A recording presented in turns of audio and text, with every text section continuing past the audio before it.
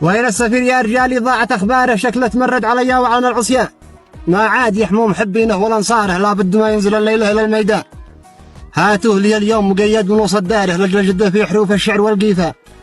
لين ما يخفف عليا من تعنتاره، اليوم يومه لين ما يلعن الشيطان. دامه لذا الوضع هو مراد واختاره، واعلن تمرد عصيانه على السلطان. يا ذي تدور سفير الشعر واشعاره، شفني قبالك كما حيد الاباء عطان.